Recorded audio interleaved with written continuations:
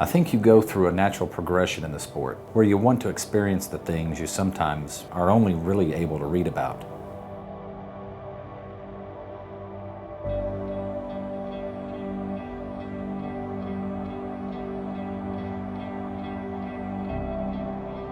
If you asked me if I was more of a soccer dad or a fly fisherman, I'd have to tell you I'm a soccer dad, and that's what I do the majority of the time.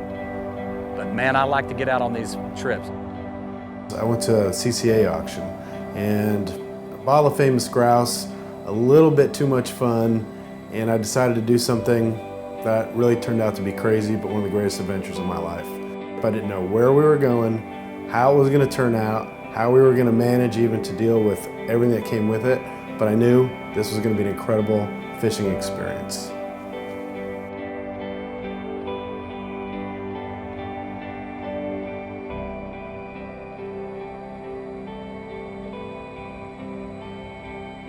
There's a progression in a fisherman's life, I think, that just happens where you reach new milestones. You want to get a little bit better, have a little bit more adventure. And I really don't consider this a hobby, but it's more of an obsession. Here's where we're going, to Marsh Harbor. And as we came out of the clouds and we saw Grand Abaco, it just made your heart skip. It was so clear, so blue, just so beautiful. I'm like, I'm gonna fish here? Amazing experience.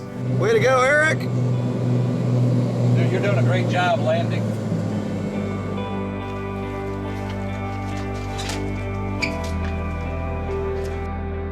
We were kind of approaching the whole trip as let's go do it on our own. Let's explore our capabilities, what we can actually do as fly fishermen. Wasn't about success, wasn't about going out and counting numbers of fish. It was really about growing.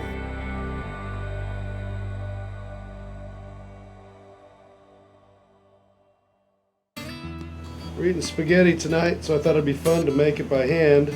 First you grab your pasta, and what you do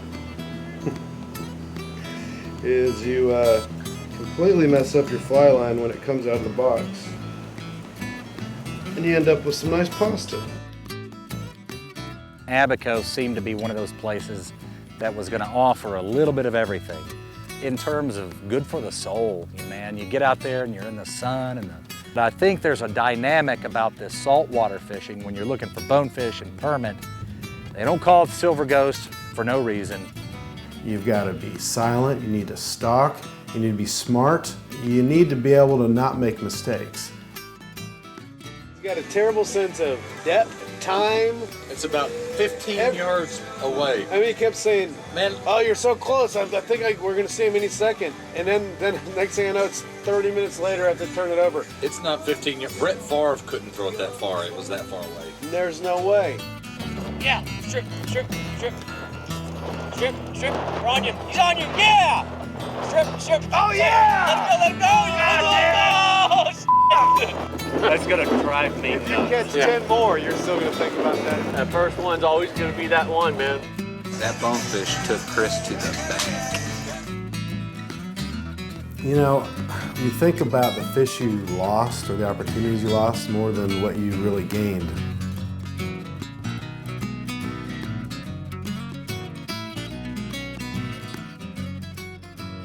Yeah, do you see that swirl? You could see the fish, just almost like a bait ball. The fish hits it, boom, takes off. I can definitely see where guys can spend an entire decade or lifetime chasing these fish, because when you do get one, it is just a miracle. More than anything about Abaco, I just really enjoy the destination of any tropical environment.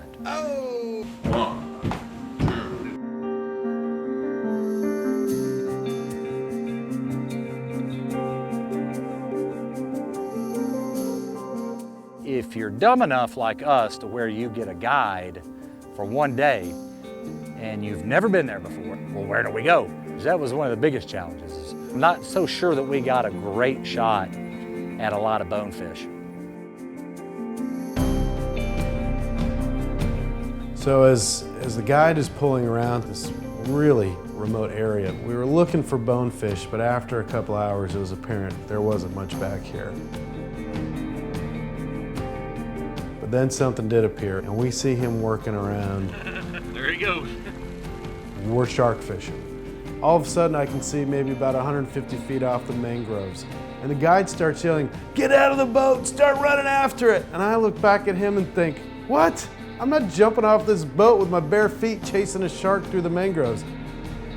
So I'd taken this big peacock bass looking fly. He's on, and this might be one of the funnest fish I've ever caught, because this lemon shark takes off, man. He is headed out to the Atlantic. As he got close, the leader starts to grind on the gunnel, and he pops right off, man. When you missed, it really was compounded by the fact that it was raining, pouring, and you'd get an hour worth of sun. And then when you have that opportunity, you have to make the most of it. But if I get a chance to go back to the Bahamas, and I will be able to grow, and I'll be a better fisherman from it, and I'll be more successful. But I look forward to what I'm going to learn too.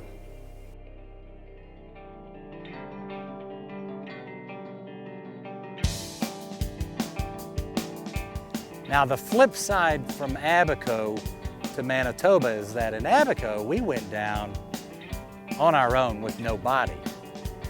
The real treat about Manitoba was we were able to go with some good friends of ours, and a larger group of guys went. And so we went from not knowing anything to going with a bunch of guys who know everything. Manitoba was different. I had never seen landscape like this before. You know, the lakes, how you got there, you know, being able to get into a float plane and every morning fly to a different location. You're out in the middle of this beautiful remote lake, and again, you're the only one out there perhaps that day. They would open up a lake and you'd be the only one who may have ever fished this area. The Canadian Grand Slam are the pike, walleye, and grayling, lake trout. It's pretty much the kind of fishing that I really enjoy doing. It's just hunting and a lot of blind casting. Excitement of fishing is always there, but for me, being able to throw topwaters or something along those lines really, it makes my trip.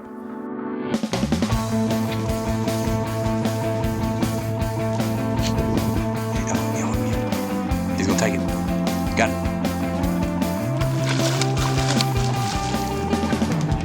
Watch them chase that Dahlberg come crashing out of the grasses, and all of a sudden that water erupts and it pounds that thing and it tears that Dahlberg diver up, and pieces of it go flying. You have a lodge, you have a boat, you have a plane, and you have fish. And you do that and you rinse and repeat. What really made it absolutely interesting, even terrifying in a way, is as you take off and you start heading south, it was so dry. It's unusually dry. There were an extraordinary amount of wildfires, but there was this one particular lake, Lake Duffney, that we went to. And when we flew in, it was so cloudy from the smoke. The pilot opened the door and said, "You guys sure you want me to leave you here?" Now you gotta understand, the lake is literally surrounded by fire. You can't see the sky. It was eerie and it was sad, but at the same time it made the trip that much more interesting. But it'll turn on you like that. I can't tell you how many times that rain came in wicked cold in just an instant. Every day you get to do a bit of a shore lunch, and you keep a couple, and your guide goes up and cooks up the fish. You take a little bit of a break in the afternoon. Oh, that's done.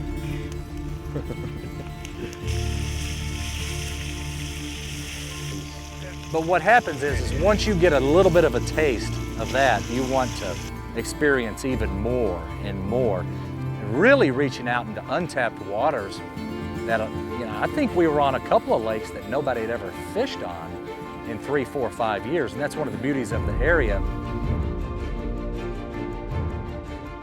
And we were going up to another lake that was maybe 1.5 miles. We got in the boats, we went and fished all day, and we came back. The funny thing is that about halfway through, this ATV goes dead. Gas is dripping down from the bottom, and driver grabs that hose and he's gonna siphon it out.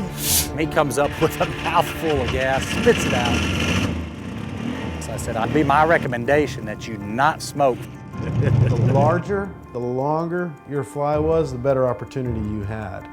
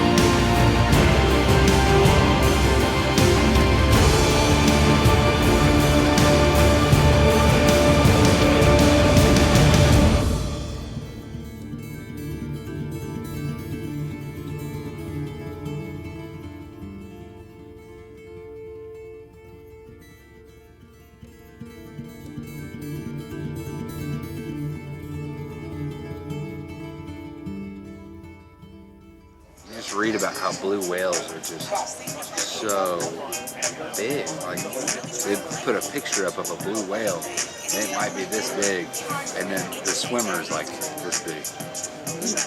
That would terrify me.